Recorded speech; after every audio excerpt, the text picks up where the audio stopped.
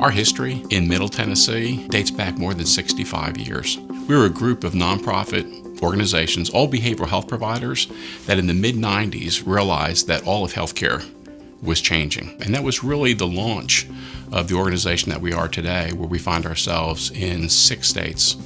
Behavioral health is that more encompassing word that includes both treatment for mental health issues as well as treatment for substance use issues. It's your perspective of the world. And until we get behind the lens of our client to see how they're viewing the world, how they view life every day, our work really can't begin. I'm hearing a lot of kids say that they're depressed and or anxious. And so that's what we're faced with. And a lot of behaviors seem to stem from that. With the right education, with the right insight, with the right kind of therapy, at the right time, we truly can build the resiliency that they need to be where they want to be in the future, to accomplish the things they want to accomplish. Give a man a fish and, help him eat for a day, teach him how to fish, and, you'll help him eat for a lifetime. So that's kind of like how I live with my role as a case manager, advocating for them and empowering them and giving them the resources that they need so they can advocate for themselves. Things that we're doing are helping.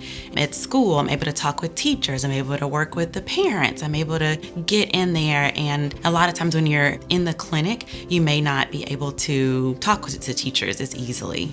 So you really don't get a feel for what's going on with the client. Parents who are willing to work through the issues, willing to talk with their kids, willing to try the different strategies, they are more successful.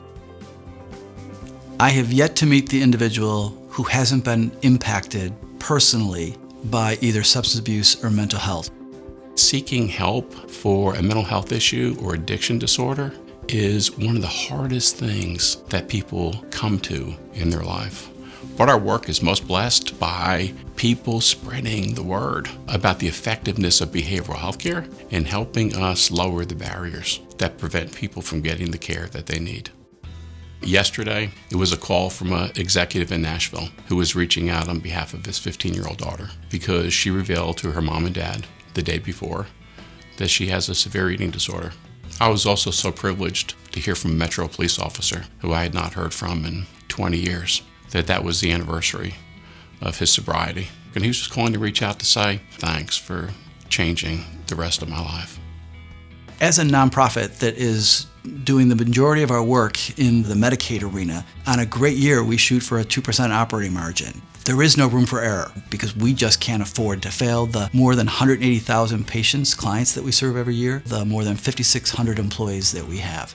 We know that we're not only making a difference in the lives of individuals, but that we're impacting communities across our entire footprint. And that's just too big of a responsibility to be careless with. We need to be mindful that healthcare today is about the whole individual. It's not just about physical health. It's surely not just about behavioral health, but it's about the whole individual and making sure that everything we do at work in our workplaces recognize the wholeness of the individuals that we employ and their needs. When I think about the most important thing we do for our clients, it's to provide hope and healing.